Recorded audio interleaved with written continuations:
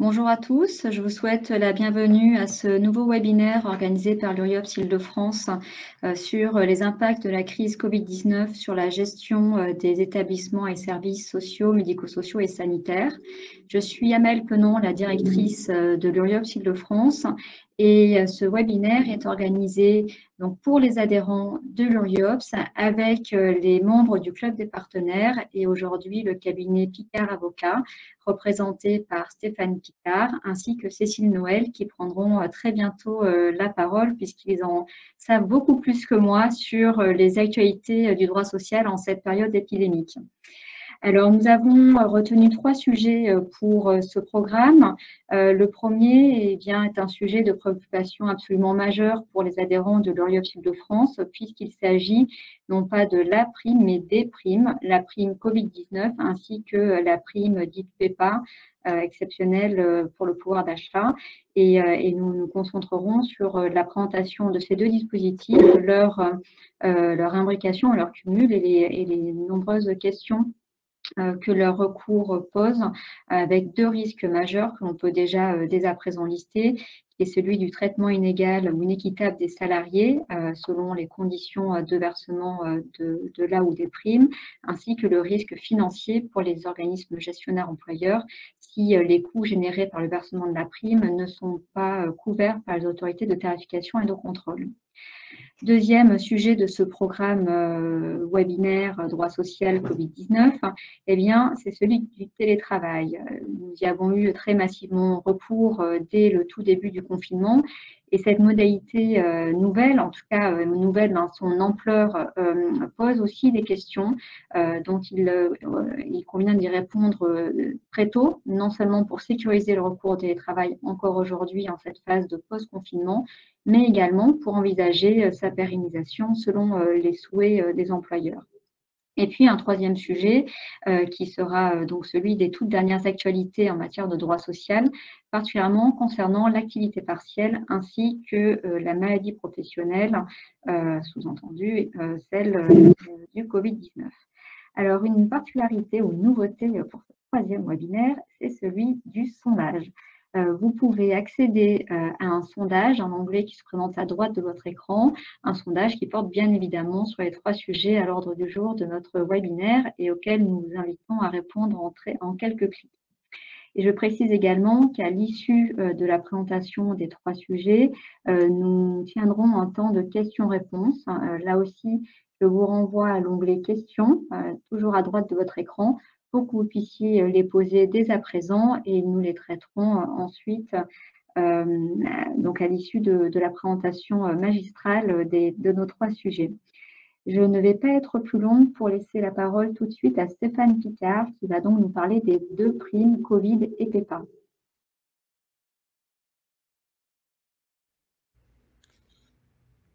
Merci Amel pour cette introduction qui effectivement me fait le lien avec ce sujet qui occupe beaucoup de temps au cabinet et qui préoccupe beaucoup d'acteurs du secteur. C'est évidemment celui du financement, versement, mise en œuvre de la prime. Alors on peut l'appeler prime SMS, prime Covid, prime Véran, qu'on distingue, plus simple, elle n'a qu'un seul nom, de la prime PEPA, prime exceptionnelle de pouvoir d'achat. Donc ma présentation va se dérouler en 4 temps. Le premier, celui du rappel du cadre juridique et du calendrier. Donc calendrier évidemment principalement axé sur celui de la prime Covid. Deuxième temps, celui des principales différences entre la PEPA et la prime Covid. C'est un peu le jeu des 7 familles, mais avec quand même celui des jeux des 7 différences. Troisième temps, celui de l'articulation possible entre ces deux primes, puisque contrairement à ce qui avait été énoncé au tout début des annonces, ces deux primes sont bien cumulables. Et dernier temps, celui de la question de l'abattement du montant de la prime en cas d'absence du salarié. Donc, premier sujet, celui du rappel du cadre juridique et du calendrier.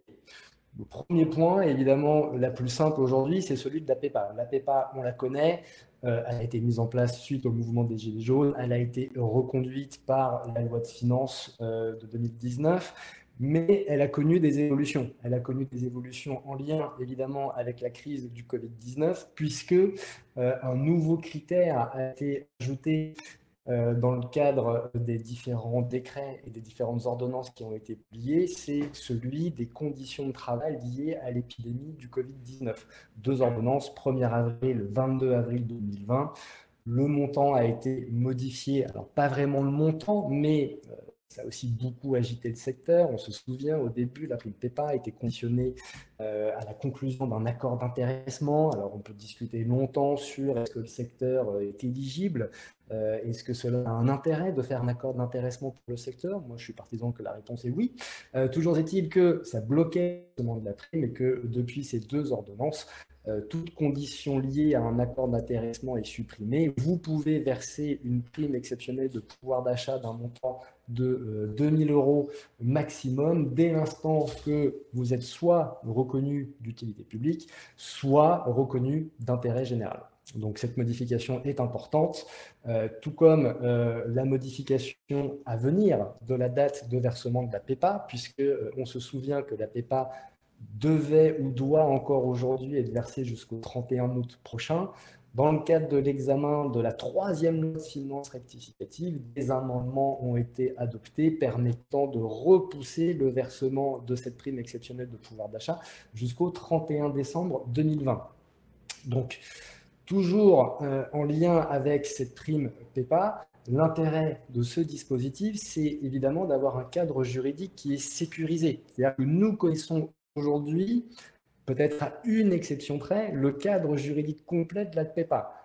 La seule incertitude qui est aujourd'hui la nôtre, elle résulte d'une instruction du 16 avril dernier, instruction du ministère du Travail. Ça concerne évidemment quelle est la nature du critère Covid. Est-ce que c'est une nature de critère d'exclusion? C'est-à-dire que je pourrais dans l'absolu faire une DUE ou un accord collectif uniquement fondé sur le critère du Covid-19, qui serait donc un critère d'exclusion, ou est-ce comme nous, au cabinet, on le pense, ce n'est qu'un critère de modulation de la prime parmi d'autres. C'est-à-dire que le cadre juridique est toujours le même, les bénéficiaires sont beaucoup plus restrictifs, on le verra tout à l'heure, que pour la prime Covid, et le critère du Covid n'est qu'un critère de modulation parmi d'autres. Donc voilà pour cette petite présentation rapide de la prime PEPA. Ce sera un petit peu plus long pour la prime Covid-Véran, qui, si on a lu les rapports, notamment celui de la Commission des finances, c'est quand même assez incroyable de lire dans ces comptes rendus qu'elle est libellée la prime de la discorde. En tout cas, beaucoup d'acteurs et donc députés libellent cette prime comme étant la prime de la discorde. Donc c'est assez intéressant et ça fait bien écho quand même à ce qui à la base devrait être quelque chose de relativement simple, mais comme on va le voir au fil de ma présentation, est quand même assez compliqué d'un point de vue juridique. Donc cette prime ESMS Covid Véran, elle a été annoncée très rapidement par le ministre des Solidarités, on était au mois de mai, et au final on a eu un premier texte que vous avez tous eu, j'imagine, entre les mains, c'est cette fameuse instruction du 5 juin 2020 et la fameuse annexe 10. Alors, cette instruction, aujourd'hui, elle n'a pas été publiée, donc elle n'est pas opposable à l'administration. Évidemment, c'est une instruction budgétaire qui, pour celles et ceux qui sont financés par l'ARS et la caisse primaire, a une importance fondamentale qu'il va bien falloir recadrer. On est sur du budgétaire. Donc, cette instruction précise elle-même que les conditions d'octroi de cette prime sont en cours d'élaboration. Et évidemment, le 5 juin n'était même pas encore étudiée devant l'Assemblée nationale la loi de finances rectificative. C'est-à-dire qu'on est un peu dans une folie juridique de nous dire j'ai une instruction budgétaire qui n'a qu'une valeur budgétaire, qui vient vous indiquer vous pouvez verser une prime sans finalement en connaître le cadre juridique complet, ce qui est assez surréaliste d'un point de vue juridique, mais j'imagine déjà vos questions dans l'onglet questions. Oui, mais l'ARS nous a indiqué de remonter les tableaux en OTP pour connaître le financement à venir de la dite prime. Certes, mais on est toujours sur une logique de financement. On n'est pas sur un cadre juridique. Le cadre juridique, on ne l'a connu que très récemment, avec ce fameux amendement qui a été déposé par le rapporteur général. On était fin juin cette fois-ci, donc on a attendu un mois pour avoir l'instruction, on a quasiment attendu un mois pour avoir cet amendement qui a été lui-même modifié dans le cadre de l'examen par l'Assemblée nationale du texte de loi de finances rectificative. Alors, pour rebondir sur le sujet du calendrier, évidemment, on a un événement, alors, je ne vais pas dire imprévisible, mais en tout cas, un événement s'est passé en fin de semaine dernière, la démission du gouvernement, et l'Assemblée nationale, depuis vendredi, a suspendu ses travaux. C'est-à-dire que l'examen du texte de la loi de finances rectificative qui était en cours depuis fin juin, début juillet, s'est arrêté vendredi dernier. L'amendement qui nous préoccupe a été adopté par l'Assemblée nationale.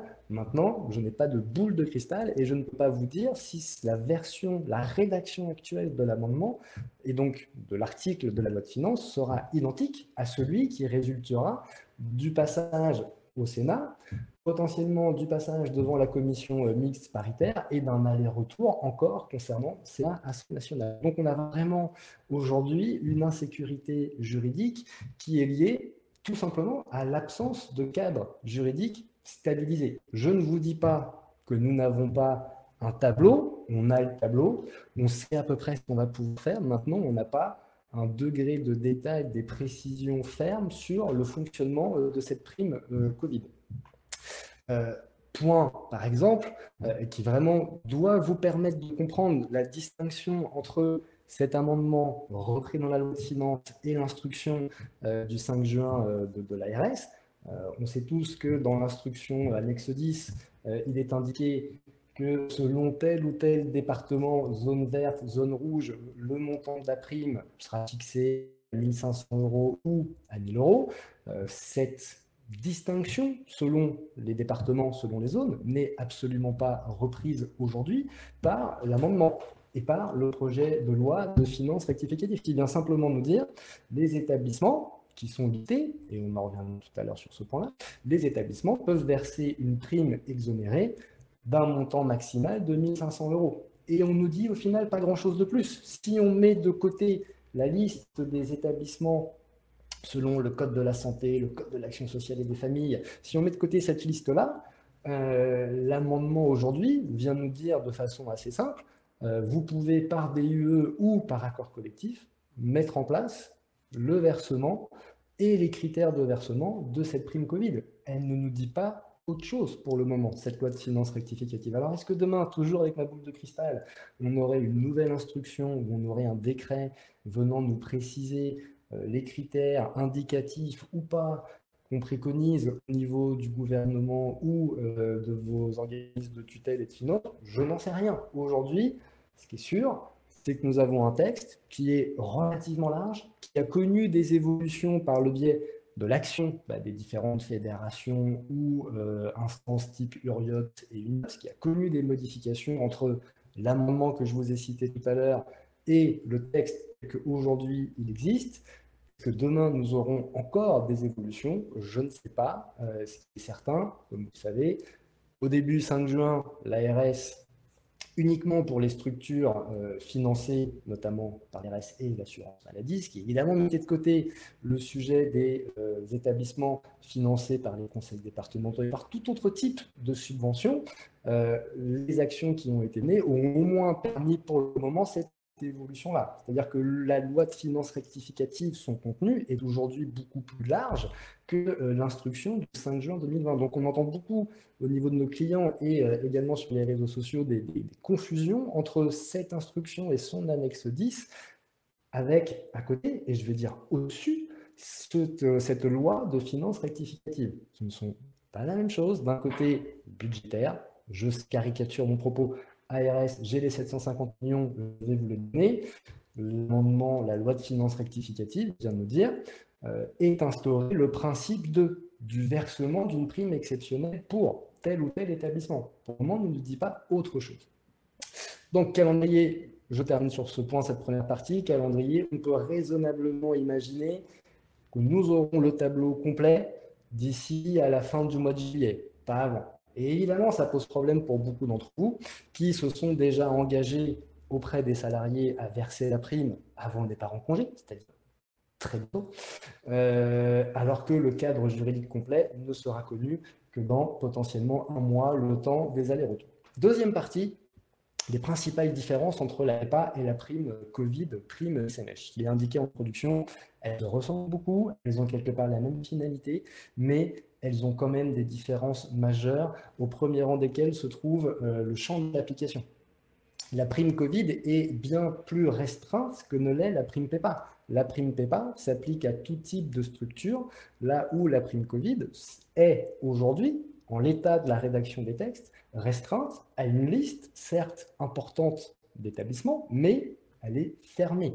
La prime PEPA, elle est ouverte à l'ensemble des structures du secteur de l'ESS. La question de la prime Covid pose aussi problème, et j'imagine que ça pourrait être des questions qui nous seront posées. Quid des sièges, quid des établissements supports, que peuvent être par exemple des directions territoriales, des directions régionales. Elles ne sont a priori pas listées pour le moment dans la liste des établissements de la prime Covid, avec quelques nuances concernant le siège, selon qu'il soit autorisé ou pas par l'ARS. Première différence, donc, le champ structurel d'application, la prime Covid est beaucoup plus restreinte que celle de la PEPA. Concernant le personnel concerné, là encore, il y a des spécificités. Première différence, les travailleurs handicapés en ESAT.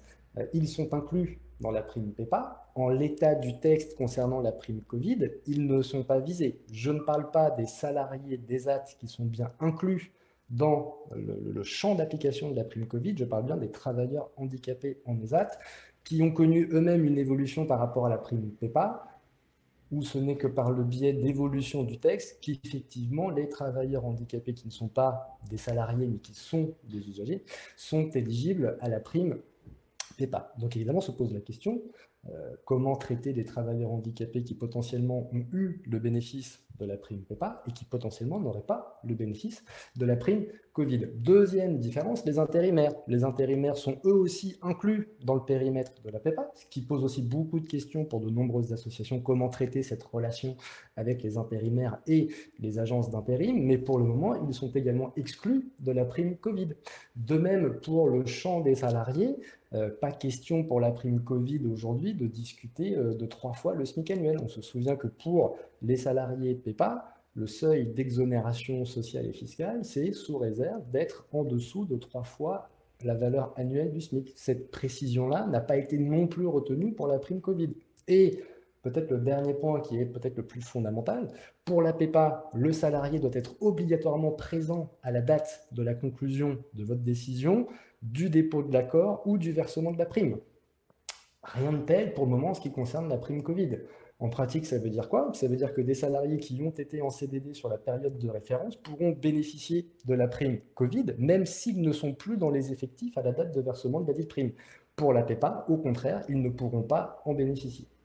Le montant, là, pour le coup, on est sur une différence qui n'est pas significative, puisque d'un côté, prime Covid, 1 500 €, de l'autre côté, prime PEPA, on est sur un maximum de 2 000 €. Ce qui veut dire que dans l'absolu, puisque ces deux primes sont cumulables, vos salariés pourraient prétendre à taux plein, entre guillemets, à une prime défiscalisée et exonérée de charges d'un montant de 3 500 €. Alors, quelques points, il y a un peu quelques idées reçues sur ce sujet du montant des primes et de la prime Covid. C'est pas un montant, enfin le montant maximal. Pour le moment, sa différence entre les zones rouges et les zones vertes, je l'ai expliqué tout à l'heure en introduction, 1 500 € d'un côté, 1 000 € de l'autre, ça ne ressort que de l'instruction budgétaire. Aucun élément aujourd'hui dans la loi de finances rectificative vient nous faire cette distinction de SMS en zone rouge et de SMS en zone verte. Alors évidemment, vous allez me répondre ou me poser la question, mais si nous ne sommes financés qu'à hauteur de 1 000 € et 1 500 €, je suis bien d'accord avec vous, ça fait une limite de fait, puisque ça veut dire que si vous décidez d'être dans une logique d'équité pour l'ensemble des salariés, peu important leur affectation géographique, il y aurait 500 € qui ne seraient pas pris en charge par votre financeur.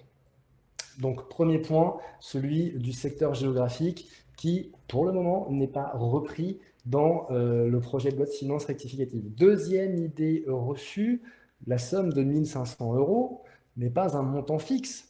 Évidemment, vous pouvez placer la barre à hauteur de 1 500 €, mais vous pouvez tout à fait fixer et quasiment l'intégralité de nos clients et des personnes qui nous ont consultés sur ce sujet, ont fixé par accord collectif ou par décision unilatérale les conditions d'attribution et de versement de la prime. C'est-à-dire que nous avons un maximum de 1500, mais qui peut tout à fait être selon les situations de tel ou tel salarié. On pense par exemple au télétravail, on pense à des contraintes moindres. On pourrait avoir une prime de 1500 € pour tel ou tel établissement, une prime de 1000 € pour tel autre, une prime de 500, et ensuite y appliquer les critères d'abattement de la prime. Il n'y a aucune obligation d'être sur 1500 €. Après, évidemment, le sujet va être celui social. Comment expliquer à vos salariés que l'ARS vous aurait financé 1500 € et, in fine, il n'aurait obtenu qu'une somme de 500 ou 600 €. Mais ce n'est pas le sujet aujourd'hui juridique qui nous occupe. Cette valeur maximale, elle ne concerne aujourd'hui que les structures financées par l'ARS et l'assurance maladie qui, elle, cette instruction, donc celle du 5 juin, fait bien cette distinction entre les zones vertes et les zones rouges. Quels sont les critères d'abattement et des modulations du montant de la prime?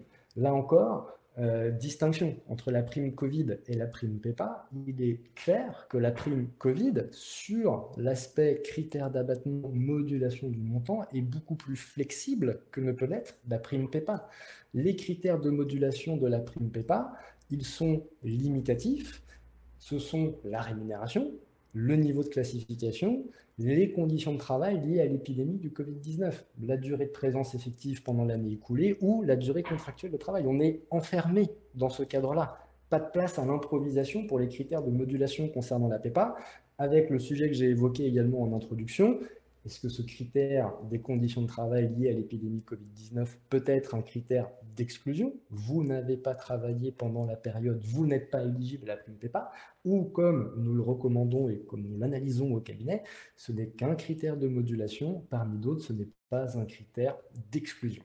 Donc, prime PEPA, les critères sont fixés, le cadre est donné. En ce qui concerne la prime Covid, nous n'avons absolument aucun critère de fixé par le projet de loi. Il n'y a absolument rien de fixé et la main est laissée aux établissements gestionnaires par le biais d'une DUE ou d'un accord collectif de fixer les critères, et on le verra tout à l'heure, en se référant le cas échéant ou pas à ce qui nous est indiqué par l'annexe 10 de l'instruction du 5 juin 2020. Avant-dernier point de cette deuxième partie, la date de versement. Je l'ai un peu évoqué tout à l'heure, on va passer très rapidement dessus. Pour la PEPA, aujourd'hui, 31 août 2020, comme je vous l'ai indiqué, des amendements ont été adoptés qui reportent le versement de cette prime PEPA au 31 décembre 2020. On attend évidemment que le circuit que j'ai évoqué tout à l'heure concernant la loi de finances rectificative soit acté et soit terminé. Évidemment, ça devra être terminé avant le 31 août, puisque c'est aujourd'hui la date limite de versement. Donc, je me répète, fin juillet, ça devrait être terminé si on met de côté l'éventuelle saisine du Conseil constitutionnel. Pour la prime Covid, là, on est beaucoup plus flou. On nous dit qu'elle doit être versée en 2020 et rien d'autre au final. Alors, je sais que vous allez également peut-être relever dans vos questions, je l'ai évoqué tout à l'heure, que l'ARS vous a demandé potentiellement pour aujourd'hui, dernier délai, ou pour vendredi dernier, de remonter ces fameux tableaux, et que certaines ARS indiqueraient que le versement des crédits serait effectué pour courant du mois d'août, afin que vous, employeurs, vous puissiez verser cette prime courant du mois d'août. Mais au-delà de ces instructions de l'ARS, le projet de loi de finances rectificative ne prévoit absolument rien sur la date de versement, si ce n'est courant 2020. Dernier point, c'est celui de l'agrément. Et là encore, des petites subtilités. La prime PEPA, pour ceux qui ne sont pas en CEPOM, contrat pluriannuel d'objectifs et de moyens, vous devez la faire agréer. Et pour la prime Covid, le projet de loi de finances rectificative prévoit de façon dérogatoire que la procédure d'agrément au titre de l'article 314.6 du Code de l'action sociale et des familles est carrément supprimée. Alors après, il peut y avoir aussi une réflexion stratégique en lien avec ce qui sera développé par Amélie Ponon tout à l'heure en ce qui concerne le financement. Il pourrait y avoir une stratégie à demander un agrément de la prime Covid afin de la rendre totalement opposable pour ceux, on verra tout à l'heure, qui sont sur des départements où il y a un débat quant à la nature du financement qui sera effectué par votre conseil départemental. je vais vous financer tel montant, mais dans tel dispositif. Ah oui, mais c'est dommage, parce que moi, ce dispositif-là, ce n'est pas celui que j'ai envie d'utiliser, je vais utiliser celui de la prime Covid. Donc, la question de l'agrément peut être un aspect stratégique de votre réflexion concernant le versement des dites primes. Ce qui me fait le lien avec ma troisième partie, et ce qui est aujourd'hui une activité importante du cabinet, c'est l'articulation entre ces deux primes. Pourquoi est-ce qu'on parle d'articulation entre ces deux primes? C'est parce que, contrairement à ce qui avait été évoqué initialement, elles sont cumulables. C'est-à-dire que, comme je l'ai évoqué tout à l'heure, des salariés peuvent prétendre à un montant de 3 500 € exonérés via l'articulation des deux dispositifs. Cette question de l'articulation, elle se pose pour qui? Elle se pose principalement, et je ne vais pas dire majoritairement, pour ceux d'entre vous qui sont dans la situation suivante. J'ai plusieurs établissements, plusieurs activités qui relèvent soit de l'ARS, soit du conseil départemental, soit d'autres dispositifs de subvention étatique. Deuxième sous-catégorie, ceux qui sont dans ce cas de figure-là et qui en plus sont sur plusieurs départements. On ne parle que de l'Île-de-France, mais j'imagine que parmi nous, nous avons des directeurs ou des directeurs généraux d'associations qui rayonnent beaucoup plus que sur le seul périmètre de la région de France. Donc là aussi, se posent les mêmes questions, mais démultipliées. Donc c'est par le biais de cette articulation entre la prime PEPA et la prime Covid que beaucoup de nos clients essayent de rétablir une sorte d'équité entre les salariés. On peut prendre un exemple, celui par exemple des entreprises adaptées. Les entreprises adaptées ne sont clairement pas visées par le projet de loi de finances rectificative. Comment, socialement et d'un point de vue d'égalité de traitement pour mes salariés, je peux venir verser une prime d'un montant de 1 000 €, 1 500 € pour les salariés visés par les différents articles du Code de l'action sociale et des familles et laisser de côté les salariés travaillant en entreprise adaptée. Très compliqué pour les structures qui sont dans cette logique-là. J'ai pris entreprise adaptée, mais on peut prendre évidemment autant de situations que vous avez, entre guillemets, de sources de financement, les sièges, les directions territoriales, ceux qui ont des organismes de formation en interne, bref. Toutes ces collectivités de salariés ne bénéficient pas aujourd'hui de la prime Covid. Maintenant, ont-ils eu des conditions de travail ou souhaitez-vous récompenser leur action pendant la prime Covid et quand même bénéficier tant pour vous que pour eux des aménagements et du traitement social et fiscal de faveur de la prime Covid et ou de la prime PEPA. Donc comment est-ce qu'on peut faire ça? C'est en essayant d'articuler justement ces deux dispositifs qui sont d'un côté une DUE ou un accord collectif qui va venir fixer les critères de la prime Covid, et de l'autre, une DUE ou un accord collectif, PEPA, et là on rentre un peu dans la complexité de chacune de vos situations qui évidemment est particulière, puisque certains d'entre vous ont potentiellement d'ores et déjà versé la prime PEPA en janvier, février ou mars 2020. Beaucoup de nos clients étaient dans cette situation-là. Et donc, du coup, les instructions et les différentes ordonnances, notamment celle qui est venue ajouter le critère Covid pour la prime PEPA, nous permet, le cas échéant, alors non pas, je m'adresse plus aux juristes, mais non pas de faire un avenant à une DUE, puisque d'un point de vue juridique, ça n'existe pas, mais on ferait plutôt une DUE complémentaire qui viendrait traiter établissement par établissement, puisque ça, c'est une notion importante qui nous est donnée par une instruction, et c'est celle du 16 avril. On peut verser une PEPA par établissement. Donc, on viendrait d'un côté avoir notre accord collectif, notre DUE Covid-19, et on aurait de l'autre, vraiment en totale complémentarité, une DUE ou un accord collectif PEPA, ou une DUE ou une DUE complémentaire ou un avenant à votre accord d'entreprise venant cibler très précisément, je veux dire, les oubliés de la prime Covid. C'est là où on parle d'articulation et de rédaction assez fine des deux textes pour évidemment éviter que les bénéficiaires de l'un demandent le bénéfice de l'autre prime et vice-versa. L'objectif est évidemment là. Parce que si nous n'arrivons pas à faire cette différence, le sujet va être comment justifier le fait que mes salariés qui sont financés par l'ARS ou l'assurance maladie, voire le conseil départemental, bénéficient de la prime, alors que tel ou tel autre salarié, se trouvant dans une situation quasiment identique, n'en ont pas bénéficié. On vient sur le terrain très complexe de la justification de la différence de traitement. Et je suis quasiment certain de ma position, le fait de la nature du financement des différentes activités ne pourra pas rentrer en ligne de compte si jamais des salariés viennent contester l'absence de versement. Ou alors, il faudrait démontrer que dans tel ou tel établissement, il n'y a eu aucune conséquence liée à la situation de la crise sanitaire que nous avons vécue et que, par voie de conséquence, ils ne sont pas dans la même situation que ceux de leurs collègues qui étaient en EHPAD ou en établissement sanitaire médico-sociaux. Donc, c'est là toute la difficulté de ce sujet, la question du financement, entre guillemets, le salarié, ça ne lui importe pas. On a je ne sais pas combien de décisions de la Cour de cassation sur la différence de statut public-privé n'est pas suffisante pour justifier une différence de traitement. Demain, tout à fait possible que des conseils de prud'homme, des cours d'appel, voire une Cour de cassation dans quelques années viennent nous dire la question du financement par l'ARS, le conseil départemental ou telle subvention étatique n'a pas à rentrer en ligne de compte pour le bénéfice de telle ou telle prime, dès l'instant que le salarié me démontre qu'il a eu des conditions de travail impactées. Alors, petite digue, je ne vais pas dire muraille, petite digue, si vous passez par un accord collectif.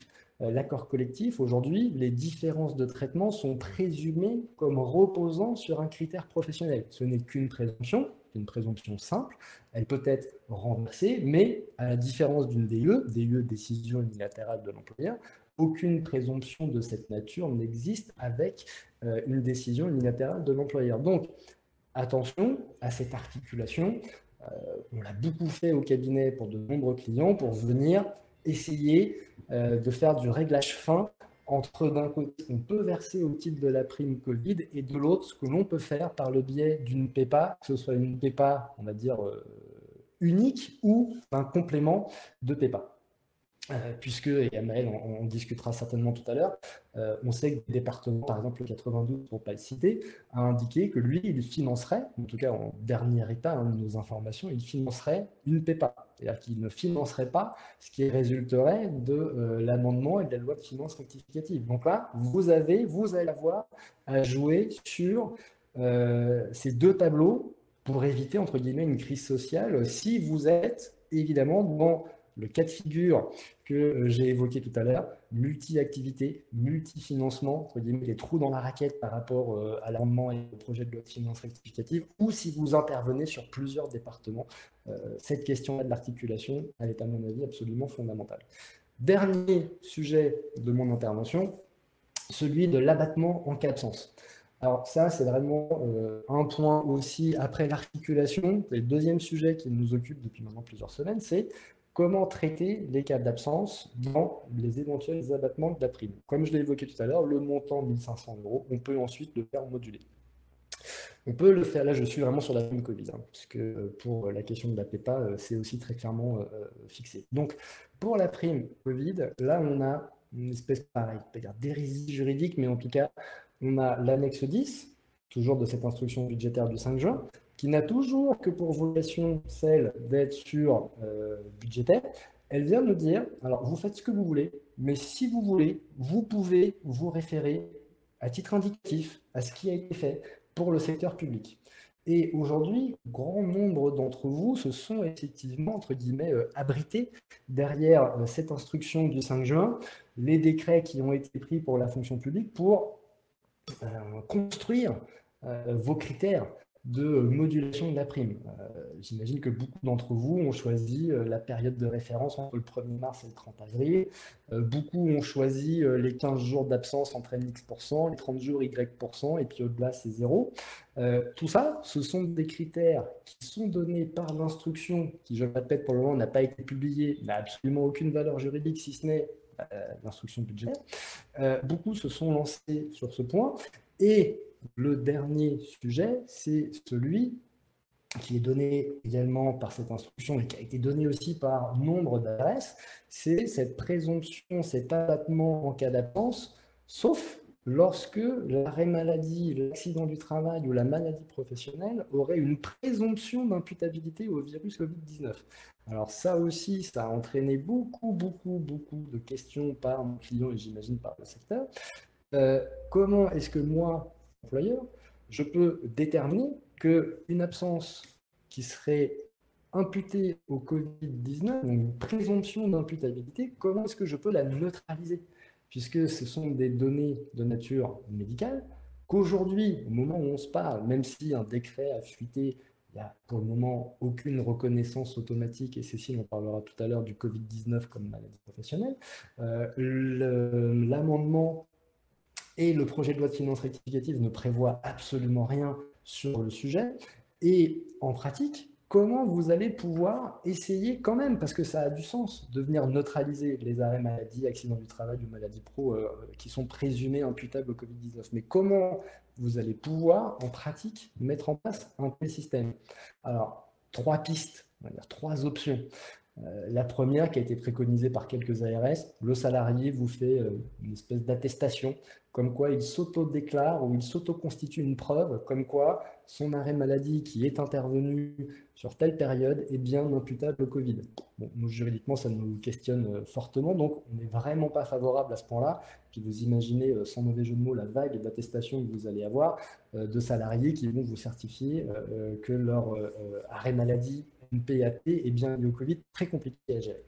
Deuxième option, qui nous semble plus gérable, même si elle nécessite un peu de temps, et on l'a encore fait ce matin pour l'un de nos clients, une sorte de certificat qui serait établi par le médecin traitant, un médecin du travail, un médecin coordinateur, qui viendrait donner à l'employeur une information qui ne serait pas évidemment une information de nature médicale, mais qui viendrait nous dire que tel ou tel salarié, effectivement, il est éligible à votre prime. Sous-entendu, on a un questionnaire, on a une demande qui est faite, et nous, employeurs, on ne récupère qu'un élément de réponse, oui, non, comme ça on ne pourra pas nous taxer d'avoir collecté des données de nature médicale. C'est donc un système d'aller questionner le médecin traitant, le médecin du travail, par l'intermédiaire évidemment du salarié. Troisième option, qui nous a été aussi amenée par un client, on va lui rendre ce qu'il doit, c'est de considérer que le lien est fait lorsqu'il n'y a pas eu de jour de carence d'appliquer à la maladie. Puisqu'on se souvient effectivement que des ordonnances qui ont été publiées en mars 2020, le 25, prévoyaient qu'il n'y avait pas de carence pour un arrêt maladie qui serait intervenu après le 23 mars 2020. Position intelligente, mais qui a quand même des failles. Puisque si la période de référence qui est retenue est celle de la fonction publique, c'est-à-dire le 1er mars, comment vous allez gérer entre le 1er mars et le 23 mars, puisque les jours de carence s'appliquaient aux arrêts maladie. Donc, votre critère, qui peut être, entre guillemets, challengé, parce qu'effectivement, il est intéressant de venir dire j'arrive à déterminer l'imputabilité parce qu'il ne bénéficie pas du jour de carence. Attention, il y a eu au tout début des arrêts maladie qui ont été pris en charge sans délai de carence, quand bien même ils n'avaient aucun lien avec le Covid-19. Donc cette option, la troisième, comporte des failles. Elle est beaucoup plus compliquée qu'elle n'y paraît, mais ça peut être quelque chose dans votre process de réflexion. Donc, face à ce sujet-là, de m'abriter entre guillemets derrière l'instruction du 5 juin 2020, avec toutes les difficultés qu'on vient d'évoquer par rapport notamment à cette présomption d'imputabilité, le sujet va être celui de si je reprends la main. C'est-à-dire que si je fais mes critères maison, entre guillemets, comment je vais les monter? Là, on va retourner dans le droit commun. C'est-à-dire que toutes les absences, y compris celles liées à la maladie, à l'AT, à l'MP, doivent être traitées de façon identique. Pour ceux qui appliquent la Convention de 51, ça va vous rappeler des questions de votre prime décentralisée. Des contentieux ont déjà existé sur le sujet. Et la rédaction de la Convention 51 a fait l'objet d'une censure. C'est-à-dire qu'on ne peut pas dissocier la nature des absences. Il faut vraiment que toute absence ait le même traitement. Donc, sur la base de ce point-là, seules les absences légalement assimilées à du temps de travail effectif, là, les termes que j'emploie sont importants, seules les absences légalement assimilées à du temps de travail effectif, parce que ça recouvre en pratique que très peu de situations, comme par exemple les ordres de délégation, doivent être assimilées à du temps de travail de présence pour le bénéfice de la prime. Il en va de même pour nous des jours de repos où le salarié, les jours de repos, les congés légaux, les congés conventionnels, évidemment les congés trimestriels qui sont assimilés par la Cour de cassation à des congés légaux, les RTT, repos compensateurs au titre des heures supplémentaires, contrepartie obligatoire en repos, tout ce dont la prise s'impose à l'employeur, donc tous les repos dont la prise s'impose à l'employeur et aux salariés ne devraient donc pas entraîner d'abattement sur cette question. Donc en synthèse, parce que j'ai beaucoup parlé, c'est un sujet où, entre guillemets, je passe énormément de temps au téléphone avec les différents clients du cabinet. Ne faites pas les confusions avec cette instruction du 5 juin par rapport à cette loi de finances rectificative. On a vraiment d'un côté une instruction budgétaire, j'ai l'argent, de l'autre côté, l'amendement est beaucoup plus large. Pour ceux qui sont multi-périmètres, multi-fonctions, multi-activités, pensez à cette articulation et attention, on le répète, parce qu'il risque d'y avoir des contentieux. Il y a énormément de contentieux qui se développent sur le sujet de la prime décentralisée pour ceux qui sont en 51. Il n'est pas du tout improbable que dans les prochains mois ou les prochaines années se développent également des contentieux sur les règles d'abattement qui ont été mises en place par le biais d'une DUE ou d'un accord collectif au titre du bénéfice de la prime Covid. Et donc, ayez la plus grande vigilance, parce qu'évidemment, vous allez devoir trouver des compromis avec vos représentants du personnel, vos délégués syndicaux si vous négociez, mais ne faites pas de compromis sur l'insécurité juridique. Voilà, j'en ai terminé de cette présentation et je vais laisser maintenant la parole à Cécile Noël sur les... Ah oui, Anaël, pardon, excusez-moi. Voilà, Anaël, pardon, je vous laisse la parole sur les points des conseils départementaux en lien avec l'activité. Alors Stéphane, je vous soupçonne de ne plus en pouvoir de la prime Covid, de la prime PEPA et donc de vouloir passer ce sujet encore un peu plus rapidement, même si effectivement je vous propose de revenir sur le versement de la prime dite Covid en Île-de-France selon les autorités de tarification et de contrôle pour un rapide panorama, alors non seulement des décisions ou des orientations prises par les autorités de tarification et de contrôle franciliennes, mais aussi sur les mobilisations qui ont été celles de l'URIOPS Île-de-France et de l'UNIOPS pour avancer sur ce sujet. Alors Stéphane, tout à l'heure, vous parliez de la prime Covid comme étant la prime de la discorde, et c'est effectivement le cas. L'expression n'est pas exagérée, dans le sens où les employeurs que vous êtes ont constaté la très forte mobilisation de nombre de professionnels. Des annonces ont été faites assez tôt quand même durant la crise en faveur du versement d'une prime Covid, des annonces nationales, mais qui ne sont pas concrétisées donc par un cadre uniforme, homogène et applicable, en tout cas qui s'imposant à toutes les autorités de tarification et de contrôle de France, et quel que soit le secteur d'activité sociale, médico-sociale, sanitaire. Alors très tôt, le réseau IOPS-UNIOPS avait demandé, exigé qu'un geste fort soit fait en faveur de ces travailleurs sociaux, médico-sociaux, comme déjà cela avait été annoncé pour les travailleurs, pour les professionnels de santé, médicaux, paramédicaux, particulièrement du secteur public, considérant que ce geste, cette reconnaissance par le versement d'une prime, évidemment, ne pouvait se substituer à une opération, une stratégie véritablement de revalorisation des métiers et des emplois dans les secteurs qui sont les nôtres.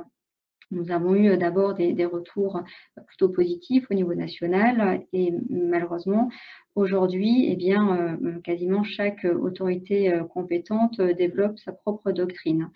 Ainsi, particulièrement en Île-de-France, les conseils départementaux, pour certains, se sont déjà engagés à verser, à couvrir le versement d'une prime. Alors, comme Stéphane vous le soulignait il y a quelques minutes, selon des critères qui ne sont pas toujours les mêmes, donc ce qui vient encore renforcer la complexité dans l'élaboration d'un cadre employeur pour le versement de la dite prime. Et donc aujourd'hui, en Île-de-France, les départements des Hauts-de-Seine ainsi que de la Seine-Saint-Denis et de l'Essonne se sont engagés à couvrir une prime d'un montant de 1 000 € pour les personnes âgées, personnes handicapées et protection de l'enfance, même si le périmètre reste quand même peut-être encore à mieux définir pour le département du 93. Et puis ces 3 départements, effectivement, ont tous mis pour critère le temps de présence effectif, mais certains ont ajouté la présence physique, donc auprès des publics accompagnés. Nous sommes en attente d'arbitrage de la part des conseils départementaux du Val-de-Marne, des Yvelines ainsi que du Val d'Oise. Et puis, comme le questionnaire des participants dans l'option question de notre webinaire, eh bien, nous sommes toujours en attente d'une décision de la ville de Paris pour les services et établissements qui les concernent, de même qu'une décision de la DIR-PJJ, donc la direction régionale de la protection judiciaire et de la jeunesse, devrait venir. Pour ce qui est du secteur de la lutte contre l'exclusion, une note de la DGCS a été transmise à l'UNIOPS il y a déjà plusieurs semaines et qui reprend peu ou prou le contenu de l'annexe 10 à l'instruction budgétaire qui donc concerne les établissements et services médico-sociaux. Mais là également, il ne s'agit que d'un document qui n'a aucune force juridique et dont l'application reste donc incertaine. Et puis peut-être, si on poursuit ce tour territorial en s'arrêtant à la case ARS Île-de-France, eh bien, l'ARS invite à utiliser le delta qui résulterait d'une part du calcul du montant de la prime Covid selon les critères inscrits dans l'annexe 10 et les critères qui sont effectivement retenus par l'employeur, et bien d'utiliser ce delta pour verser une prime, par exemple, au personnel des sièges, puisque ceux-ci ne sont pas concernés par la prime Covid. Or, l'annexe 10, et comme la note de la DGS que j'évoquais un instant, précise qu'un strict contrôle de cohérence entre les montants versés et la compensation sera opéré avec, si nécessaire, une régularisation a posteriori. Et c'est encore une difficulté supplémentaire pour les employeurs, puisque l'ARS Île-de-France fait montre d'une certaine souplesse dans la mise en œuvre du dispositif prime Covid-19. Il n'en reste pas moins que le risque de retoquage ensuite n'est absolument pas à négliger pour les employeurs et organismes gestionnaires. Alors, le réseau URIOPS poursuit bien évidemment sa mobilisation, mais il est vrai que le temps passant, nous sommes de plus en plus pessimistes, et donc nous encourageons très fortement nos adhérents à vraiment explorer très en détail les deux dispositifs, prime PEPA et prime Covid-19, pour les appliquer de la manière la plus sécure possible pour eux, vis-à-vis de leurs salariés et vis-à-vis de leurs tarificateurs.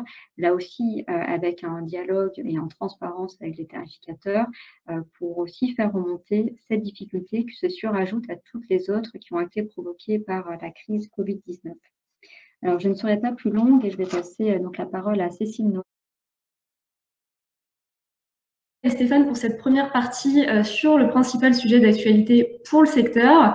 Alors, pour faire un petit peu varier les plaisirs, je vais quand même embrayer sur 3 autres sujets complètement différents qui ressortent quand même de questions qui nous ont été remontées ces dernières semaines, à savoir le télétravail, l'activité partielle dérogatoire, donc pour garde d'enfants et pour personnes vulnérables, et enfin la reconnaissance du Covid-19 comme maladie professionnelle. Alors, le télétravail, tout d'abord. Alors, j'en conviens, c'est pas vraiment un sujet d'actualité légale ou réglementaire, mais plutôt un sujet d'actualité pratique, puisque pendant le confinement, vous le savez, le télétravail a été complètement généralisé à des millions de salariés, et y compris au sein du secteur. On a même vu des fonctions pour lesquelles finalement on n'imaginait pas le télétravail possible jusqu'à aujourd'hui, et ces fonctions sont adaptées à ce nouveau mode d'organisation du travail. Je pense par exemple, et c'est un cas qui nous a été remonté, le cas des éducateurs spécialisés qui parfois ont pu poursuivre leur accompagnement à distance et qui au final en pratique exercent au quotidien des tâches écrites ou administratives qui peuvent être réalisées en télétravail. Donc voilà, c'est vraiment un mode d'organisation du travail qui a été révélé finalement pendant ce confinement. Et certes, aujourd'hui, nous ne sommes plus dans le contexte de confinement et se pose du coup la question du devenir ou de la pérennité du télétravail qui a été mis en place au sein des structures. Alors, sur le volet mise en place, vous le savez certainement, depuis l'entrée en vigueur des ordonnances Macron, qui datent maintenant de septembre 2017, il est possible de recourir au télétravail par 3 moyens, 3 biais. Alors, les 2 premiers que je vais mettre ensemble sont l'accord collectif conclu avec les organisations syndicales ou de façon dérogatoire avec des élus mandatés. Et à défaut d'accord, la charte sur le télétravail qui est élaborée unilatéralement par l'employeur après consultation, après avis du CSE. Sachant que ces 2 actes fondateurs doivent quand même comporter un certain nombre de dispositions prévues par la loi. Donc voilà, il y a quand même un certain contenu contraignant, si je puis dire. Et à côté de ces 2 dispositifs-là, on a un mode à part de mise en place du télétravail classique qui est beaucoup plus simple, qui est au final un simple accord écrit entre l'employeur et le salarié. Alors un simple accord écrit, ça peut être finalement des échanges de SMS, ça peut être des échanges de mails, et là, aucun contenu n'est imposé. Donc c'est vraiment un mode simplifié de mise en place du télétravail individuel par, alors je pourrais dire, opposition à la charte et à l'accord qui sont vraiment une instauration collective du télétravail au sein de la structure. Ça, c'est pour le cadre commun ou habituel du télétravail. Mais la loi, elle a également prévu un cadre bien particulier pour le télétravail en cas de, je cite, circonstances exceptionnelles. Alors, circonstances exceptionnelles, c'est les circonstances pendant lesquelles le télétravail peut être considéré comme un aménagement du poste de travail pour justement permettre d'assurer la continuité de l'activité et de protéger au besoin la santé et la sécurité des salariés. Dans ce cadre bien spécifique, l'employeur peut, indépendamment du fait que le salarié soit d'accord ou pas, imposer le télétravail. Alors, à une exception près qui n'est pas mentionnée par la loi, mais qui a toute son importance, c'est pour le cas des salariés protégés, puisque, vous le savez, les salariés protégés ne peuvent pas se voir imposer un changement de leurs conditions de travail, et de fait, un changement de travail présentiel vers du télétravail, c'est nécessairement un changement des conditions de travail. Donc, c'est la seule subtilité. Et c'est assez rare quand même pour être soulevé, c'est qu'en général, la loi n'envisage pas des cas, des situations très spécifiques, au cas par cas. Et au final, on nous parle de circonstances exceptionnelles et c'est au cas par cas, voilà, au cas de contentieux, les juges qui sont amenés à trancher si on entre ou pas dans le cadre légal. Eh bien, dans notre cas précis d'épidémie, le Code du travail nous permet justement de mettre en place le télétravail de façon imposée, donc sans accord du salarié, en cas de menace d'épidémie. Alors, là, le télétravail, il a globalement été généralisé au moment du début du confinement. À ce stade-là, on n'était même plus finalement dans la situation de menace d'épidémie, on était dans un cadre de pandémie généralisée. Donc évidemment, vous pouviez mettre en place le télétravail dans l'urgence et de façon très rapide. Mais finalement, même avant le confinement qui a débuté le 17 mars, vous pouviez d'ores et déjà mettre en place le télétravail. Et même bien avant, si on reprend le contexte de grèves successives qui a eu lieu depuis le mois de décembre, le télétravail peut, dans ces circonstances-là, être imposé pour justement assurer une certaine poursuite d'activité, éviter les décalages d'horaires, etc. Voilà, c'est vraiment un mode d'aménagement du travail qui peut être mis en place. Alors, une question se pose aujourd'hui, c'est que, on l'a dit, le confinement est fini, certaines structures ont commencé progressivement à reprendre le travail en présentiel, d'autres ont totalement repris, ou d'autres au contraire n'envisagent pas de reprendre l'activité en présentiel avant la rentrée. Donc la question qui revient souvent, c'est finalement ce télétravail généralisé imposé, jusqu'à quand on peut le mettre en place finalement sans trop le cadrer, parce que de fait, en mettant en place un télétravail quasiment du jour au lendemain, on sait bien que ça n'a pas été vraiment cadré, que ça a soulevé un certain nombre de difficultés. Et en pratique, la réponse va dépendre du fait de savoir quand est-ce qu'on n'est plus en cas de circonstances exceptionnelles, quand est-ce qu'on n'est plus dans un cadre pandémique. Ça, c'est pas une question juridique, on est sur une question purement médicale, purement sanitaire, et on peut quand même raisonnablement penser que pour la rentrée et même pour la fin du deuxième semestre 2020, on sera toujours dans ce cadre de menace d'épidémie. L'épidémie n'est pas finie, et dans ce cadre, vous pouvez encore aujourd'hui, et vous pourrez encore à la rentrée, imposer, ou en tout cas voilà, aménager le télétravail sans finalement cadre particulier. Évidemment, si vous souhaitez poursuivre par la suite le télétravail, le généraliser davantage, le tester peut-être à d'autres salariés, voilà, l'organiser, il faudra là envisager un accord collectif ou une charte pour venir cadrer un petit peu tout ça, et j'y reviendrai après pour cadrer notamment les questions de prise en charge des coûts liés au télétravail. Voilà, finalement, aujourd'hui, on va traiter des situations individuelles, mais peut-être que demain, si le télétravail se généralise, il faudra un petit peu le cadrer au sein de votre structure. Donc ça, c'est pour le volet mise en place du télétravail. Il y a un deuxième volet que je vais évoquer et qui a toute son importance actuellement, c'est la question de l'évaluation des risques. Pour ceux qui ont suivi le dernier webinaire organisé sur le sujet de la responsabilité civile et pénale des employeurs, vous savez que les dernières ordonnances de référé qui ont été rendues pendant le contexte du Covid montrent une exigence bien particulière des juges sur la question de l'évaluation des risques et que finalement que le salarié soit en télétravail ou pas. Donc, vous avez, j'espère, mis à jour votre DERP pour intégrer les risques générés par le Covid. Alors, on va penser systématiquement au risque de contamination, qui est évidemment le premier risque à actualiser, mais il ne faut finalement pas oublier les risques liés au télétravail. Et d'ailleurs, qu'on soit en période de Covid, d'épidémie ou pas, si vous avez des salariés qui sont en situation de télétravail, il faut impérativement procéder à l'analyse des risques et les inscrire dans votre DERP. C'est très important. Alors, il y a d'une part les risques physiques. Je vais penser par exemple aux troubles musculo-squelettiques, les troubles visuels qui, de fait, en télétravail, compte tenu du fait que le salarié n'a pas un poste de travail de même qualité, si je puis dire, qu'au bureau, en tout cas un poste de travail moins ergonomique, ces risques-là peuvent être plus importants. De même, généralement, un salarié qui est seul chez lui sera peut-être moins prudent. Je vais prendre un exemple tout simple. On travaille sur ordinateur, on empile les prises, on utilise des rallonges pas forcément en très bon état. Ça, sur un lieu de travail, ça n'a pas lieu. Chez soi, c'est autre chose. Donc ça, c'est pour le volet physique. Mais sur le volet psychique, c'est très important et c'est ce qui a été révélé finalement dans le cadre du confinement, c'est que le télétravail peut générer des RPS et notamment lié à la situation d'isolement. Évidemment, le confinement, voilà, le télétravail a été une partie de ce sentiment d'isolement, mais pas que. Donc ça, c'est vraiment quelque chose à prendre en compte et à évaluer. C'est pareil, le management est parfois plus compliqué en télétravail. Un salarié va peut-être avoir plus de mal à gérer son temps de travail, son autonomie, etc. Donc ça, c'est vraiment des choses à analyser avant la mise en place du télétravail et finalement à évaluer lorsque vous le mettez en place dans votre structure. Donc, si je peux conclure sur ce point, c'est vraiment vérifier votre ou vos DERP pour savoir si vous avez bien pris en compte le télétravail sur le volet physique et psychique et si ça n'a pas été le cas, évidemment, d'actualiser le DERP sur ce point. Troisième volet sur le télétravail et peut-être, alors je ne vais pas dire le plus important, mais en tout cas celui qui a été le plus sujet à question pendant ce contexte épidémique, c'est la question de l'indemnisation du télétravail. Alors, il y a vraiment deux indemnisations à distinguer et j'insiste là-dessus puisque le ministère du Travail lui-même dans ses communications a semblé confondre un petit peu les types d'indemnisation et à maintenir finalement, entretenir cette confusion. On a une première indemnisation, c'est l'indemnité d'occupation du domicile qui en temps normal et par définition est versée aux salariés dans deux cas, seulement dans deux cas. Soit lorsqu'un local professionnel, c'est-à-dire un bureau, un poste de travail n'est pas mis effectivement à disposition du salarié, soit lorsque le salarié accepte à la demande de l'employeur d'effectuer tout ou partie de son travail à son domicile. Dans ce cadre-là, l'employeur est tenu d'indemniser le salarié au titre de l'occupation de son espace privé, de son domicile.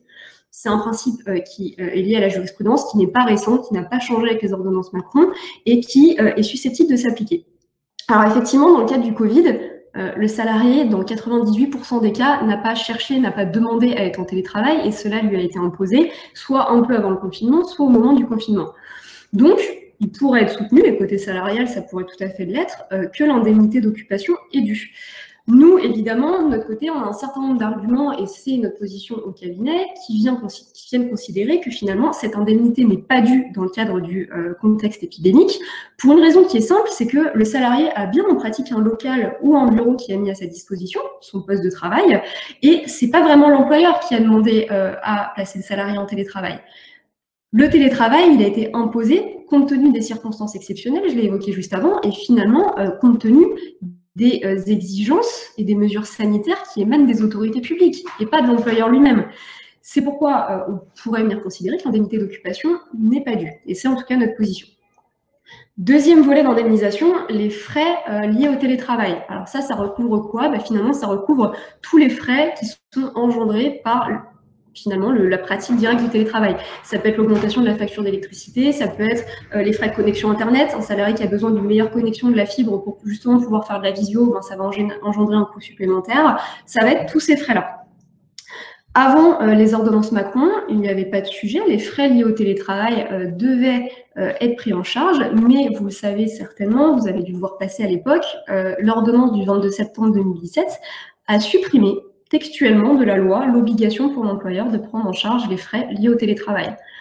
Alors vous allez me dire, on retire une obligation, c'est pas pour rien. Donc de fait, on pourrait considérer que l'employeur n'est plus obligé, il peut le faire bien sûr avec certains avantages fiscaux, mais n'est plus obligé de prendre en charge ses coûts. C'est d'ailleurs ce qu'a soutenu le ministère du Travail lui-même dans un de ses derniers questionnaires ou foires aux questions, appelons-le comme on le veut, où le ministère a indiqué très précisément, je le cite, « L'employeur n'est pas tenu de verser à son salarié une indemnité de télétravail destinée à lui rembourser les frais découlant du télétravail, sauf si l'entreprise est dotée d'un accord ou d'une charte qui le prévoit. » Et parallèlement à ce que je viens de citer, le ministère a pris d'autres communications où finalement ce passage-là a été supprimé. Donc on voit bien qu'il y a une petite ambiguïté sur le sujet, on n'est pas très à l'aise et finalement on attend gentiment que les juges et plus précisément la Cour de cassation viennent se prononcer sur le sujet. C'est pas encore le cas. Ça reste, alors je sais qu'on est en juillet 2020, mais septembre 2017, à l'échelle du système juridictionnel, on est encore très tôt sur cette nouveauté. Donc, je l'ai dit, c'est pas tranché. Et d'ailleurs, on a un certain nombre d'auteurs, juristes, avocats, qui plaident en faveur du maintien de cette obligation de prise en charge des frais professionnels, indépendamment de ce que vous pouvez indiquer dans votre charte ou dans votre accord télétravail. Pour une raison, c'est qu'on a un principe qui est issu de la jurisprudence, qui est toujours en vigueur, qui n'a pas changé, c'est que l'employeur a l'obligation de prendre en charge tous les frais découlant du travail, de l'exercice de l'activité professionnelle. Ce qui fait que si le salarié est placé en télétravail, alors il pourrait y avoir un sujet, est-ce que c'est à la demande du salarié ou est-ce que c'est à la demande de l'employeur? On pourrait aller sur ce terrain-là. Mais dès lors que les frais sont occasionnés par le télétravail, l'employeur pourrait, sur ce fondement-là, être obligé de prendre en charge ses coûts. C'est un argument juridique qu'il appartiendra à la Cour de cassation de trancher. Donc ça, c'est vraiment le débat actuel. Pour ce qui est d'ailleurs spécifiquement du contexte épidémique et du confinement, il y a un autre argument qui pourrait être avancé par les salariés, justement pour dire, au-delà du fait qu'il faut prendre en charge les coûts liés au télétravail, il y a un argument qui pourrait permettre de dire oui, il faut les prendre en charge, c'est qu'on a un article du Code du travail qui s'applique de manière généralisée, alors que ce soit au télétravail ou à tout mode d'organisation du travail finalement, c'est que dès lors qu'une mesure d'aménagement vise à protéger la santé et la sécurité du salarié, le Code du travail prévoit que les mesures prises en matière de santé et de sécurité au travail ne doivent jamais entraîner de charges financières supplémentaires pour les travailleurs. Donc voilà, on est toujours sur cette situation. Alors, toute la question de savoir sur qu'est-ce qu'une charge financière supérieure, effectivement, la connexion Internet, etc., de fait, le salarié l'a déjà. Donc ça se débat aussi. Donc bon, il appartiendra à la Cour de cassation de trancher ce sujet-là. Je vais simplement évoquer une question qui nous avait été remontée lors d'un dernier webinaire, la question de l'accord national interprofessionnel de 2005 sur le télétravail.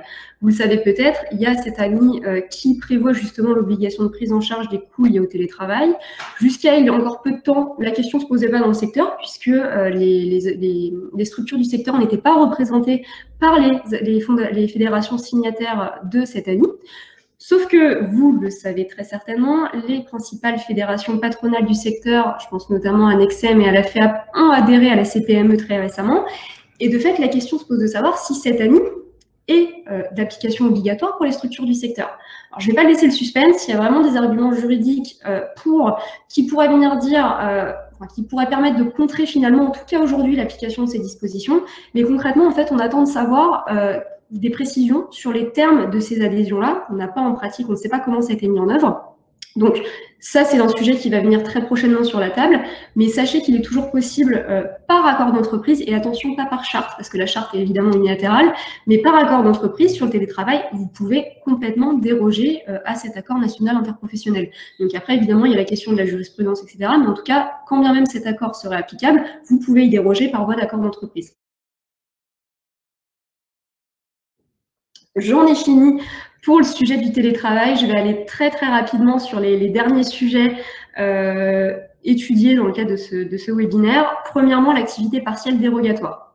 Je parle vraiment de l'activité partielle dérogatoire pour garde d'enfants et pour personnes vulnérables. Vous avez dû le voir, il y a eu beaucoup d'évolutions sur l'activité partielle, alors je vais dire de droit commun, ces derniers temps, ces dernières semaines. Ça, je vous invite à aller voir nos communications et même, voilà, c'est un sujet qui a été largement balayé cette semaine. Pour ce qui est de l'activité partielle garde d'enfants, c'est une question qui est venue finalement pour la période 22 juin jusqu'à vendredi dernier, puisque là, les vacances scolaires ont débuté. Tout simplement parce que le ministère du Travail, alors je ne sais plus si c'était par Twitter ou en tout cas par une communication tout à fait officieuse, était venu dire que ce cadre d'activité partielle n'avait plus lieu d'être, puisqu'à partir du 22 juin, toutes les écoles allaient réouvrir de façon généralisée et que de fait, l'activité partielle devait cesser. Sauf qu'en pratique, vous avez certainement des salariés qui ont dû vous contacter pour vous dire j'ai l'école de mon enfant qui a réouvert, mais pas totalement, pour certains jours, parfois même qui n'a pas du tout réouvert pour les 2 semaines qui restaient. Et dans ce cadre-là, qu'est-ce que je fais? Si votre salarié avait toujours une attestation fournie par l'établissement scolaire, pour nous, il n'y a pas de sujet, il doit continuer et il est il fallait faire une déclaration, une demande d'activité partielle pour cette période-là, tout simplement parce que le dispositif résulte d'une loi et d'un décret, et cette loi et ce décret sont aujourd'hui toujours en vigueur, n'ont pas été abrogés, et sauf abrogation qui interviendra peut-être au cours de l'été, ces dispositifs-là existent toujours. Évidemment, si votre salarié ne vous fournit pas d'attestation d'établissement et vous dit voilà, je ne veux pas remettre mon enfant à l'école pour 2 semaines, je crains compte tenu du Covid, etc., voilà, c'est une question à gérer à lui-même par le biais de la pause de congé, de RTT, et là, on n'est plus sur le cadre de l'activité partielle. De même que si le poste est télétravaillable, en théorie, votre salarié n'aurait pas dû être placé en activité partielle, même si on sait que l'articulation travail et garde d'enfants, c'est pas forcément simple, mais en tout cas, juridiquement, l'arrêt de travail et l'activité partielle dérogatoire ne devaient intervenir qu'en cas de télétravail impossible. Donc ça, c'est pour l'activité partielle garde d'enfants. Pour l'activité partielle personnes vulnérables, même sujet, ça n'a pas été abrogé. Le dispositif existe toujours. Donc, si vos salariés vous fournissent un certificat d'isolement fourni par le médecin du travail ou le médecin traitant, le cas échéant, ça s'applique toujours, pour l'été en tout cas. Normalement, on a un décret, j'ai plus la date exacte, je sais que c'est un décret de mai 2020 qui permet aux médecins d'établir ce type de certificat jusqu'au 10 octobre 2020. Donc, sauf réforme, ce type d'arrêt existeront jusqu'au 10 octobre 2020, donc potentiellement même pour la rentrée, si vous avez des salariés personnes vulnérables, il se peut qu'ils ne reviennent pas travailler avant le mois d'octobre. Donc ça, ce sera évidemment à guetter au niveau de l'actualité juridique. Donc voilà, ça c'était pour le volet activité partielle dérogatoire, ça s'applique toujours. Bon là, pour l'activité partielle garde d'enfants, c'est des vacances, donc ce n'est plus d'actualité, mais en tout cas, sachez que pour les personnes vulnérables, c'est toujours en vigueur. Dernier point, et j'en terminerai avec ça, je pense qu'on est globalement dans les temps, ce qui est plutôt bien, le volet reconnaissance du Covid-19 comme maladie professionnelle. Alors ça, pareil, vous en avez tous entendu parler, j'imagine, dès le début du confinement au final, puisque Olivier Véran, l'ancien ministre des Solidarités, avait annoncé, je crois que c'était le 20 mars ou le 22 mars, qu'il souhaitait faciliter la reconnaissance en maladie professionnelle du Covid-19. Alors, on nous avait annoncé ça de façon relativement vague, sans nous donner finalement le cadre juridique et pratique de cette reconnaissance. Et c'est seulement mardi dernier qu'un communiqué ministériel a été diffusé, précisant que le décret, donc le projet a déjà fuité, on pourra vous le communiquer si besoin, mais le projet de décret a déjà fuité, serait publié dans les prochains jours, donc peut-être cette semaine, peut-être la semaine prochaine, pour justement préciser le cadre juridique et permettre une mise en œuvre rapide de cette reconnaissance. Alors, le gouvernement a indiqué que la reconnaissance du Covid-19 comme maladie professionnelle serait automatique pour les soignants et facilitée pour tous les autres travailleurs ayant travaillé pendant la période allant du 17 mars au 11 mai 2020, donc au 11 mai correspondant au déconfinement, première vague de déconfinement. Alors en pratique, il y aura 2 dispositifs. On aura d'abord un nouveau tableau de maladie professionnelle qui sera dédié au Covid-19, qui permettra à tous les soignants atteints d'une forme sévère de Covid-19 de bénéficier d'une reconnaissance automatique de la maladie professionnelle. Alors, par soignant, c'est tout l'enjeu de cette notion, on entendrait également, et c'est là tout l'intérêt pour le secteur, les personnels des établissements sanitaires et médico-sociaux, y compris en non-soignants qui travailleraient en tant que présentiel, finalement, les fonctions support seraient concernées dès lors qu'elles ont travaillé au bureau durant cette période-là. Deuxième volet, cette fois-ci pour les non-soignants, donc pour les personnels hors le SMS, je pense par exemple à un personnel d'entreprise adapté, pour reprendre l'exemple de Stéphane. La procédure de reconnaissance de la maladie pro serait facilitée par la création d'un comité unique de reconnaissance. Au lieu de finalement d'avoir plein de comités régionaux, on aurait un seul qui finalement traiterait les demandes, ce qui permettrait d'accélérer et de faciliter cette reconnaissance. Donc, concrètement, il nous appartiendra de savoir à quoi correspond cette notion de forme sévère de Covid-19, parce que, souvenez-vous, au départ, on nous parle d'une reconnaissance automatique, facilitée, généralisée, et finalement, on a ce mot, forme sévère de Covid. Qu'est-ce que c'est? Est-ce que c'est une hospitalisation, une réanimation? Celui qui a été atteint du Covid, qui avait un état grippal chez lui pendant le confinement, potentiellement ne sera pas concerné. Donc, finalement, ça concernera peut-être très peu de vos personnels, et cette reconnaissance ne sera pas si généralisée que ça, il faudra en voir les conditions. Et je vais conclure simplement en expliquant l'intérêt de cette reconnaissance. C'est tout simplement une prise en charge facilitée des frais pour vos salariés à hauteur de 100% des tarifs d'assurance maladie.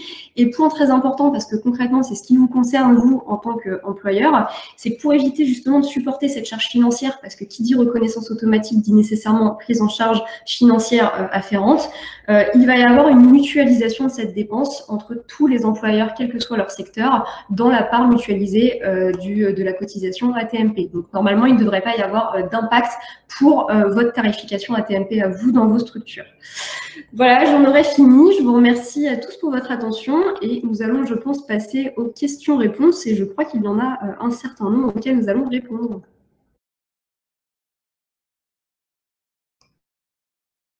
Exactement. Alors, sans surprise, les questions sont avant tout tournées vers le sujet prime au pluriel.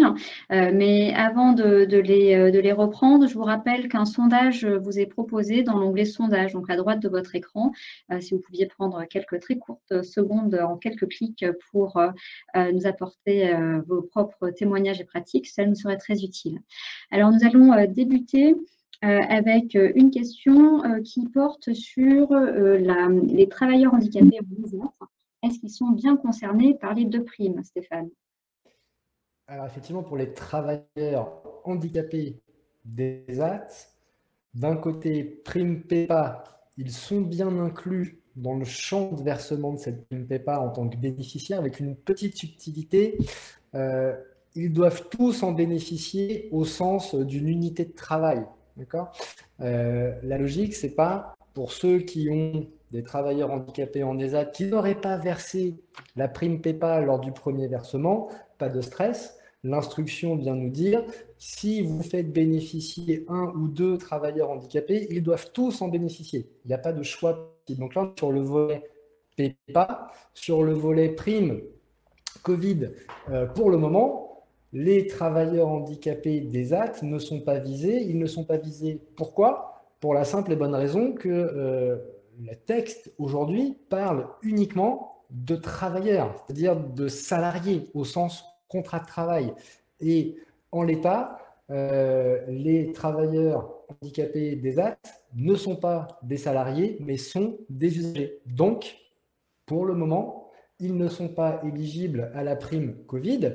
Alors, quand j'emploie le terme non éligible, c'est plutôt non éligible aux exonérations sociales et fiscales, puisque évidemment, vous pouvez verser la prime, mais dans cette hypothèse-là, la prime sera traitée comme du salaire et donc sera soumise à cotisation, à charge pour l'organisme gestionnaire et évidemment fera l'objet d'un traitement, d'un prélèvement à la source au niveau de l'imposition sur le revenu. Donc, il ne bénéficie pas pour le moment du régime de faveur prévu par la prime Covid, on va dire étatique, mais on peut raisonnablement imaginer que l'action des URIOPS, de l'UNIOPS, de Nexen, de la FEIAP, de l'UDES puisse évidemment modifier cette situation. Mais pour le moment, ce n'est pas le cas. Donc, on a bien une différence. PEPA, oui. Covid, non.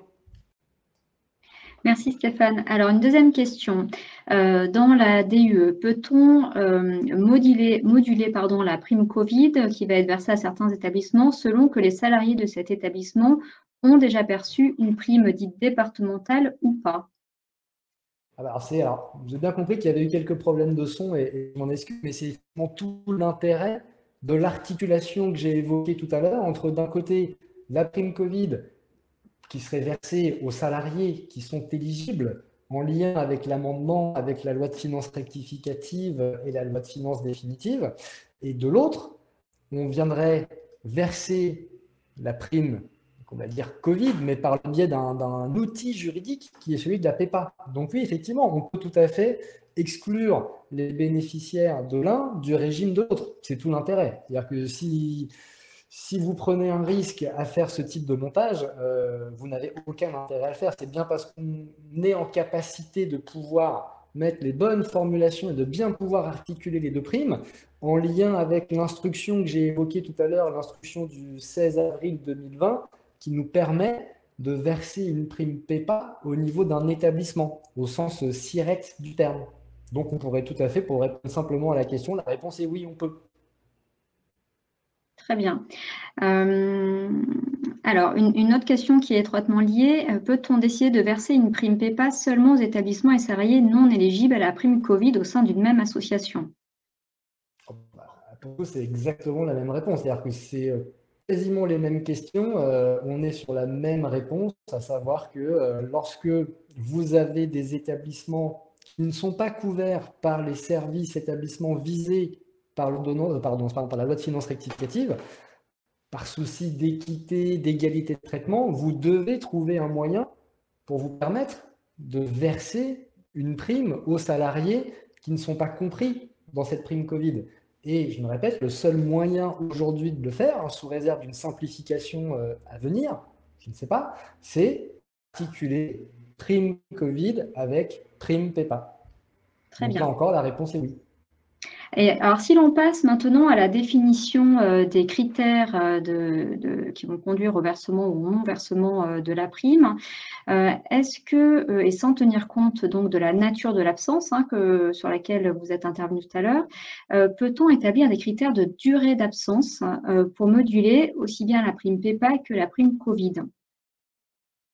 Alors là, il faut faire attention, parce que si l'objectif est bien d'avoir un alignement le plus proche possible entre les critères qui sont fixés par votre DUE ou votre accord collectif Covid et votre DUE ou accord collectif PEPA, je l'ai dit tout à l'heure dans mon introduction, il y a quand même des différences. Et parmi les différences, j'ai évoqué que les critères de modulation fixés par la prime PEPA étaient beaucoup plus rigides que ceux fixés pour la prime Covid, puisque prime Covid, qu'entre guillemets, on avait la main, donc la seule chose avec laquelle on était bloqué, c'était les décisions de la Cour de cassation sur le thème « toute absence de même nature doit emporter les mêmes conséquences ».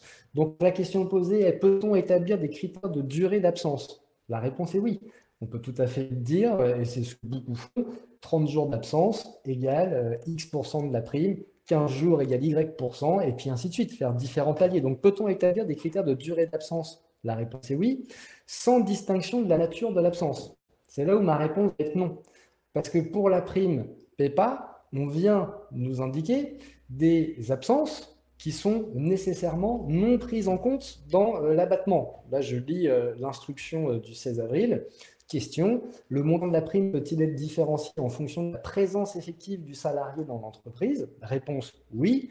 Le montant de la prime peut être modulé dans les mêmes conditions de l'ordre du SMIC, etc. Toutefois, oui, le montant peut être modulé. Toutefois, pour que la prime soit éligible à l'exonération, il n'est pas autorisé d'en réduire le montant à raison des congés mentionnés au chapitre X du Code du travail, c'est-à-dire les congés au titre de la maternité, la paternité, l'adoption, l'accueil d'un enfant, les congés d'éducation parentale, de présence parentale. Donc, vous voyez, il y a beaucoup plus, c'est beaucoup plus encadré au niveau de la prime PEPA qu'on ne l'est au niveau de la prime Covid. Donc, si on doit aligner un régime sur l'autre, c'est d'aligner le régime des absences de la PEPA, de l'aligner sur celui des régimes de l'absence pour la Covid, puisque l'absence pour Covid, au final, on n'a pas de critères, si ce n'est de venir dire on doit appliquer aux mêmes absences les mêmes conséquences. Donc là, c'est une question, on va dire, beaucoup plus compliquée d'un point de vue juridique. Peut-on établir des critères de durée d'absence? La réponse est oui. Sans distinction de la nature de l'absence, pour moi, la réponse est beaucoup plus nuancée. Et il faudra quand même regarder dans le détail si on peut appliquer ou non le même principe pour l'ensemble des absences. Pour moi, a priori, la réponse serait non. Merci pour ces précisions. Un autre participant, une participante en l'occurrence, nous demande s'il est légal qu'un département demande une simulation de la prime selon les critères définis par l'association et à charge pour l'association d'attendre un accord du département pour verser la dite prime. Alors, deux choses dans cette question. À nouveau, on revient à notre sujet de vous êtes employeur, le contrat de travail, il est conclu avec l'association gestionnaire, il n'est pas conclu avec un département ou avec l'ARS, qui ne sont pas les employeurs. Et on a de l'autre côté, évidemment, les questions budgétaires, qui n'ont pas à influer, entre guillemets, sur la nature juridique qui vous lie avec vos salariés. Donc, qu'un département vous demande une simulation, moi, ça me pose pas de difficulté, tout comme l'ARS vous a demandé des simulations. Par contre, d'attendre son accord avant le versement, là, pour le coup, le département s'initie quand même beaucoup plus dans la gestion d'employeurs, puisque vous pouvez tout à fait décider de verser la prime sur vos fonds propres. Beaucoup d'associations ont décidé de verser la prime d'abord sur leurs fonds propres et devant les incohérences, ou en tout cas devant la multiplicité des positions des conseils départementaux, d'aller dans un deuxième temps récupérer du financement et d'aller demander le financement. Donc, attendre son accord pour le versement, est-ce juridiquement légal? Pour moi, la réponse est non. Il n'y a aucune disposition dans la loi, dans le Code du travail, qui va venir conditionner le versement d'une prime à l'accord du département ou de l'ARS. Tout le sujet, il est évidemment dans le financement et il est nulle part ailleurs. C'est-à-dire que si le département vous dit je ne financerai pas la prime puisque vous n'avez pas respecté mes instructions, bah là après on est sur un contentieux de tarification, un contentieux autre. Mais si la question est est-ce que je peux être contraint par mon département de ne pas verser la prime, pour moi la réponse est non. Puisque de toute façon, ce n'est pas le département qui va fixer la prime. La prime, elle est fixée par la loi de finances rectificative. Donc, le département ne peut pas vous empêcher de la verser. Il peut vous contraindre à ne pas avoir des difficultés pour la financer, ce qui est deux choses complètement différentes. Exactement, mais qui sont de forte importance pour les employeurs. Alors, deux questions auxquelles je vais répondre directement. S'agissant des personnels des sièges autorisés ou non autorisés et qui seraient ou pas concernés par le versement de la prime Covid-19. Donc, le sujet a souffert de quelques imprécisions au niveau national particulièrement, puisque la DGCS avait produit une foire aux questions et dont le contenu s'est avéré discutable. Et à ce jour, après échange aussi bien à la DGCS qu'avec la RS Île-de-France, il ressort que les personnels des sièges ne sont pas concernés par la prime Covid-19, que ces sièges soient autorisés ou non autorisés. Voilà, d'où le fait que l'ARS ait suggéré d'utiliser donc le delta que j'évoquais tout à l'heure entre le montant total de la prime telle que calculée selon les critères inscrits dans l'annexe 10 et le montant de la prime selon les critères qui sont retenus par l'employeur. Eh bien, on utilise ce différentiel-là, notamment pour les personnels des sièges, avec encore une fois la limite, la vigilance qui est du contrôle qui sera effectué a posteriori sur le versement de ces primes. Et puis, une question territoriale, quid de la Seine-et-Marne? Donc, effectivement, c'est un département que je n'ai pas cité tout à l'heure, qui n'a pas encore officiellement pris position pour ou contre la prime, mais qui a néanmoins, dans son dernier courrier de réponse à une interpellation de l'URIOPS, voilà, fait part de son engagement à traiter la question et des adhérents de l'URIOPS, au moins un auquel je pense très fortement présentement, a pu négocier avec ce département eh bien, la prise en charge sous certains critères de la dite prime. Donc, encore une fois, une autre préconisation est bien d'échanger très régulièrement avec votre ou vos autorités de tarification et de contrôle pour avancer en transparence et de la manière la plus sécurisée possible dans le versement de cette prime Covid-19. Alors, Cécile, Stéphane, est-ce que vous avez des questions sur le sujet des primes, du télétravail ou des dernières actualités du droit social ?